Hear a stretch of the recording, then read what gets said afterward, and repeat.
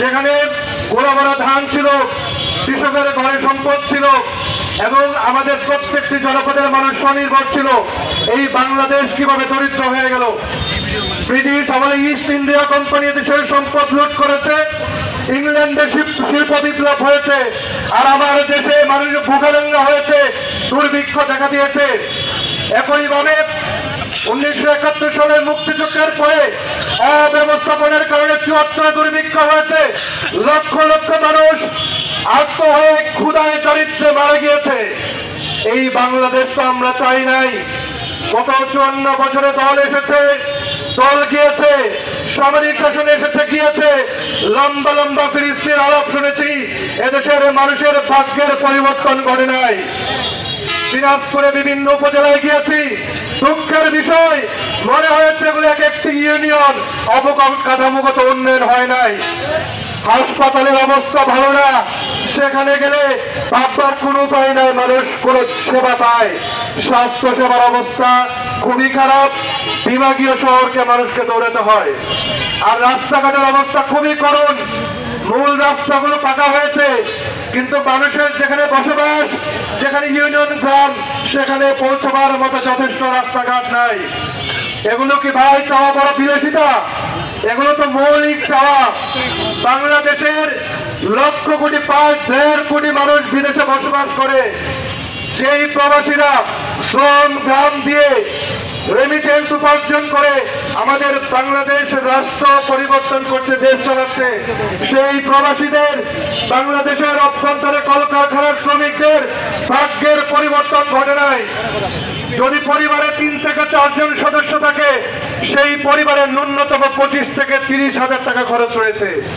কিন্তু আমরা দেখতে পাই আমাদের শ্রমিকরা দিনের পর দিন খেটে যায়, কিন্তু তাদের ভাগ্যের কোনো পরিবর্তন হয় নাই।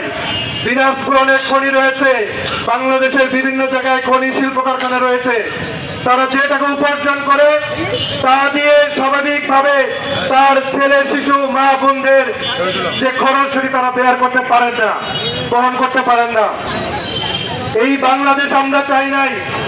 এই 54 বছরের বয়স্কে বাংলাদেশ যখন মালয়েশিয়া আমাদের প্রবাসীরা যায়, এই মালয়েশিয়াও 80-র দশকে বাংলাদেশ থেকে মানুষ নিতে চেয়েছে, বাংলাদেশের যে দরিদ্র পরিচয় ছিল, কিন্তু আমাদের দেশের অব্যবস্থাপনার কারণে আজকে আমরা একটা দরিদ্রগ্রস্ত অবস্থায় বসবাস করছি।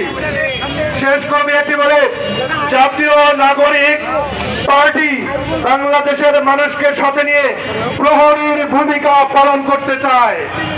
গত 16 বছরে আমাদের উপার্জিত সম্পদ বেগমপাড়ায় চলে গিয়েছে, কানাডায়, লন্ডনে পাচার হয়েছে। যেভাবে জগৎ শেখ, রাজবল্লভ, মির্জাফরেরা আমাদের দেশের সম্পদ পেরিয়ে ইস্ট ইন্ডিয়া কোম্পানির হাতে উঠিয়ে দিয়েছে।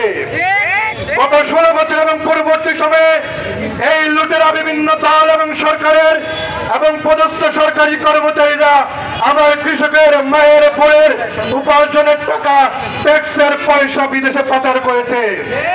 জাতীয় নাগরিক পার্টি জুলাই 24-এর গণঅভ্যুত্থানে এদেশের মানুষ যেভাবে বুকের তাজা রক্ত দিয়ে এদেশকে রক্ষা করেছে, এভাবে প্রহরীর ভূমিকা পালন করে ইউনিয়নের ভূমি অফিস, উপজেলার ভূমি অফিস, স্বাস্থ্য কমপ্লেক্স, আদালত, কোর্ট কাছারি, জনপ্রশাসন, ব্যবসা কেন্দ্র, বাজার এবং সরকারের সমস্ত গুরুত্বপূর্ণ প্রতিষ্ঠানগুলোকে আমরা দুর্নীতিমুক্ত করব এবং জনগণবোধ করব।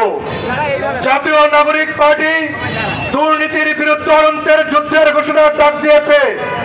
যেখানেই দুর্নীতি থাকবে, যেখানে